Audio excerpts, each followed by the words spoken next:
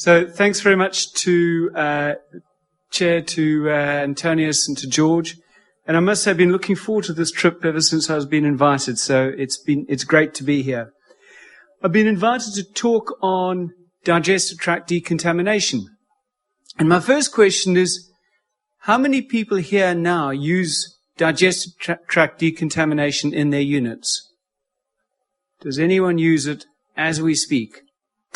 Okay, so I'm also going to mention a group called the Sudoku Project, which I'm part of, and a few people have alluded to this Sudoku Project looking at STD. And I'll take you through some of the evidence and in some of the findings of our Sudoku Project. The background is that hospital-acquired infections do come with a lot of problems. They come with a mortality, they come with a length of stay, and they're not good for you. And the question is, what can you do about hospital-acquired infections?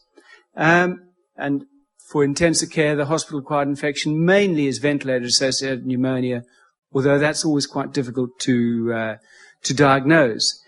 And one of the proposals to deal with and prevent hospital-acquired infections or to reduce the incidence and severity of them is selective decontamination of the digestive tract. And what that is, in its full-blown form, is the application of topical pastes of antibiotics and antifungals, both in the mouth and the oral cavity, and down a nasogastric tube into the stomach, coupled with a short course of broad-spectrum intravenous antibiotics for 4 days. The idea being to decontaminate the mouth, decontaminate the digestive tract, which would prevent contamination and aspiration and infection of the aerodigestive part of the tract and ventilator-associated pneumonia, and the IV antibiotics picking up any other associated infections that you've missed. Now, what's interesting is, when asked now, very few people, if anyone, are using that. It's reasonably common in some places in Holland. It's used sparingly across the UK. There's about 10 or 12 intensive care units using it in the UK. And it's really absent in Australia, Canada, the States. So it's not used very much. Why am I talking to you about it then? Well, there is some evidence it might work, but there's also very low uptake. Why is there low uptake? It may be that it's very difficult to give. It may be that the nurses and the pharmacists and the units don't like it.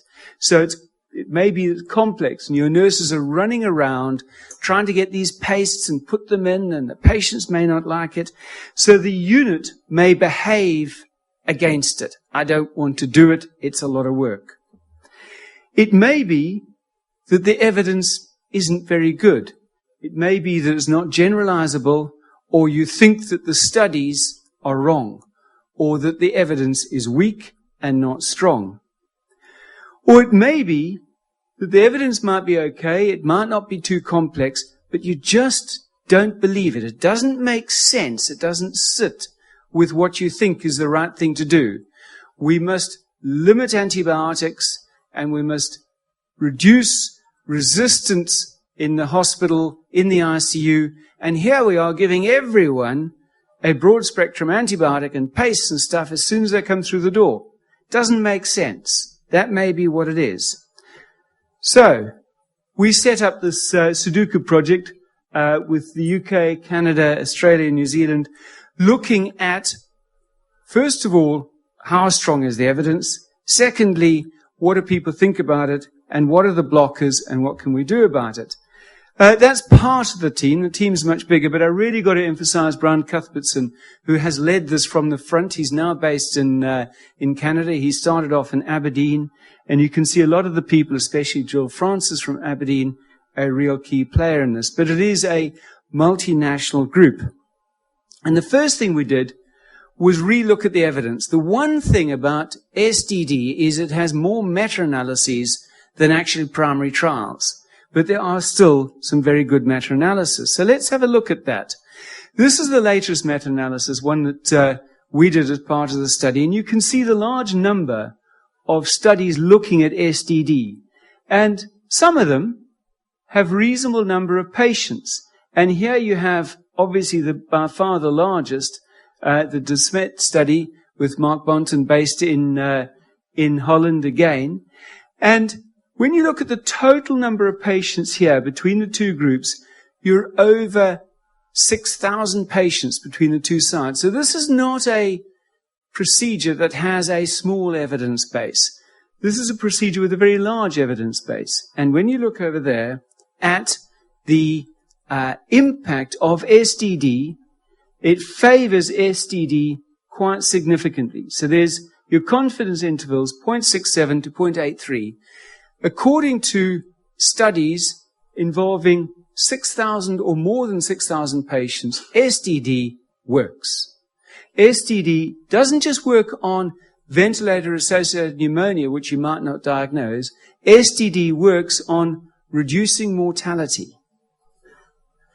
Now, no one in this audience raised their hand at using SDD. So what is it? What's going on? When you look at respiratory tract infections, the evidence is even stronger. Now your confidence intervals are 0.2 to 0.38. So here, it's a very, very strong impact, and again, a large number of patients being involved in these studies. So you can give antibiotics intravenously for only 4 days. You give pastes of antifungals and antibiotics into the mouth and NG tube, and you can dramatically reduce ventilator-associated pneumonia. And coupled with this, the evidence suggests that there's not a significant rise in resistance. The evidence suggests that those first 4 days of intravenous antibiotics then stop much longer courses of antibiotics, so your total use of antibiotics is actually reduced, and as you've seen, your outcome is better. And these are the kind of quality papers that are coming out on it.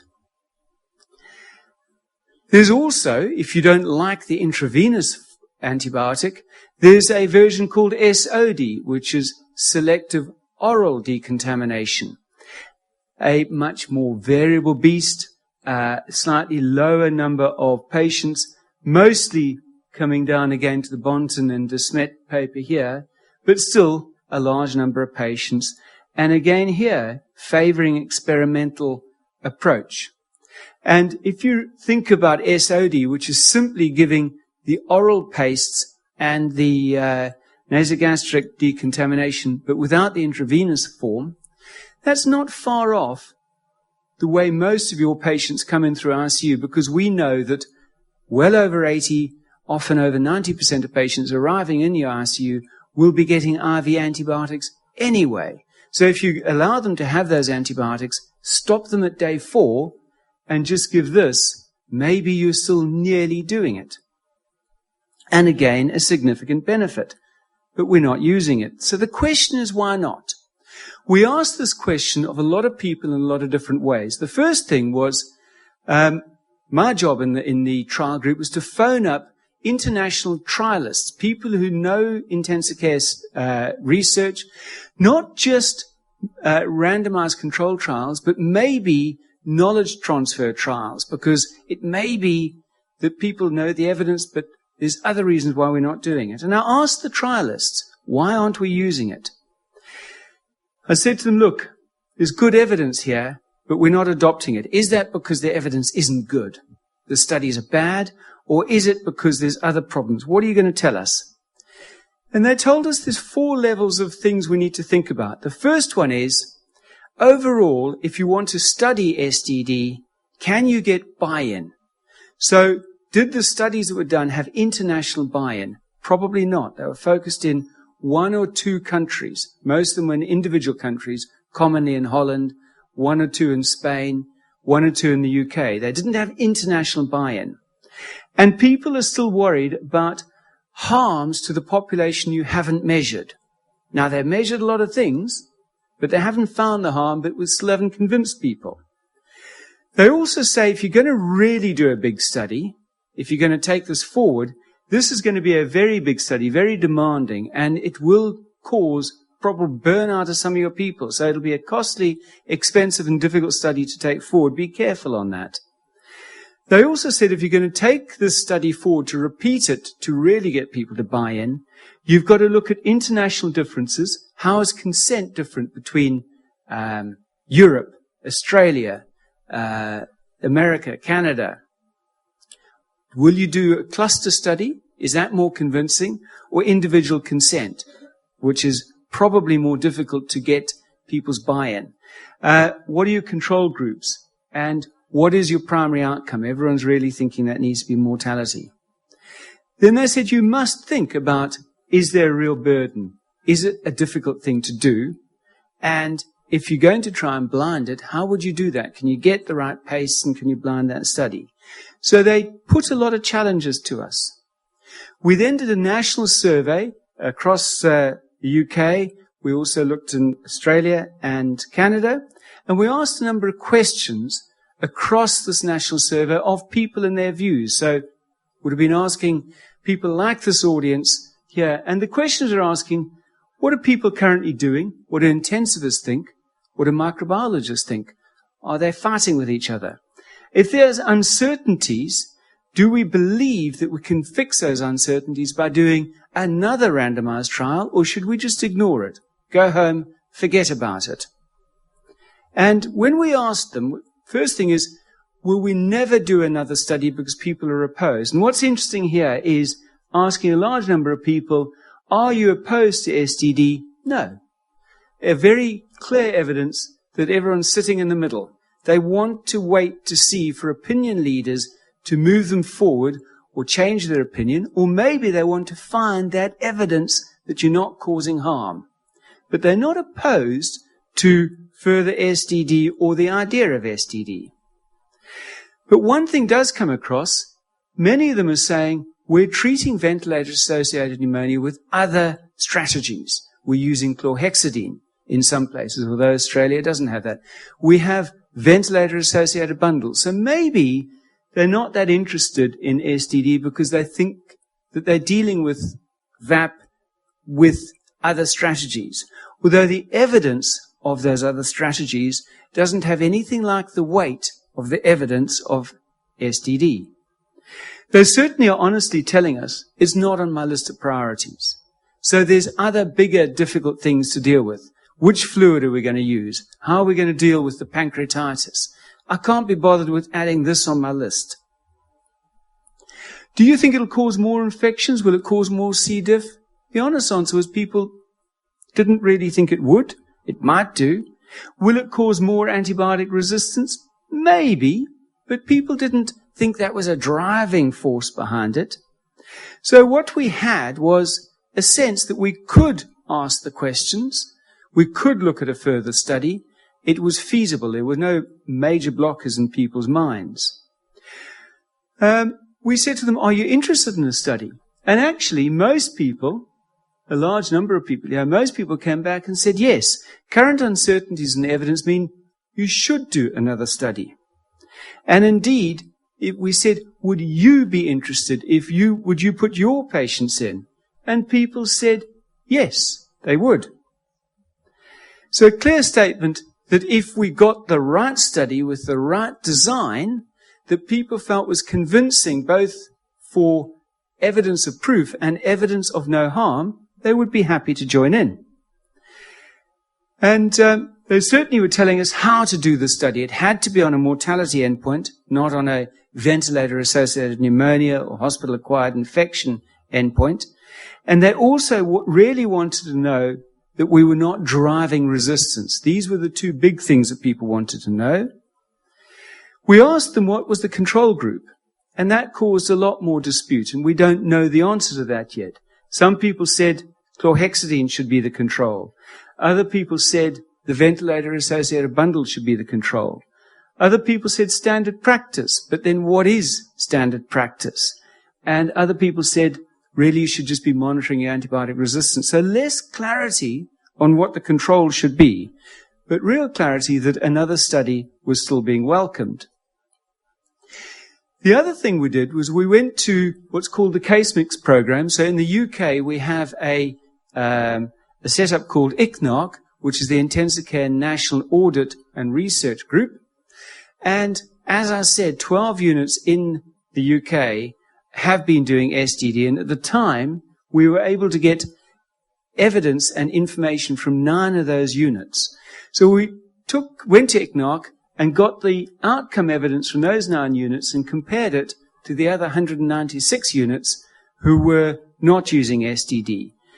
3 of those 9 were using the full intravenous component, and we just had a look at those units. And what we saw was that a large number of patients given STD, and obviously a much larger number of patients not. And the mortality was no different, slightly lower actually in the STD group. Number of blood-acquired infections, no different, slightly lower. Amount of MRSA acquisition, no different, slightly lower. And C. diff, no different, maybe slightly higher. But there was no significant difference between those. This is certainly telling us that STD is not causing harm. And when we looked further at all the admissions, I'm trying to go on to this one here. When we looked further at the admissions from the units giving IV, which is the full STD, we see here that bloodstream infections were significantly lower in the STD-using units. But I remind you now that's only 3 ICUs, although it's still a reasonable number of patients, several thousand patients. So another ongoing evidence-based practice that STD is not harming and maybe helping. And so we summarize that it's certainly a valid process. It's being used in the UK. And when we asked those 9 units, would you stop? They all said, no, we would not stop. So we've got to this place, and really I'm just sharing where we've got to with the Sudoku program, and I'm sharing the position we've arrived at and how do we go forward. Phase 1, a literature review. The evidence suggests STD works. Phase 2, what are the barriers? We went out and we looked at units and said, how difficult is it to do? The 9 units said, it's not difficult. We don't want to stop. Please proceed. We went to a large number of people in the 3 countries mentioned, and they all said, we're happy to do it, but at the moment, we're just not doing it. Can't tell you why we're not doing it. Just not top priority. So here we are. We're about to say we're going to have to launch a large multi-center, multinational study to try and say, what is it that's stopping people doing it, and can we convince you to do it? And if that works, we'll probably need to do a knowledge transfer implementation study. But we don't think we can go straight to this point. And it'll have to be done in several levels. An effectiveness RCT, coupled with epidemiology, otherwise no one will believe it, probably coupled with cost effectiveness as well, and trying to do it across a large number of places.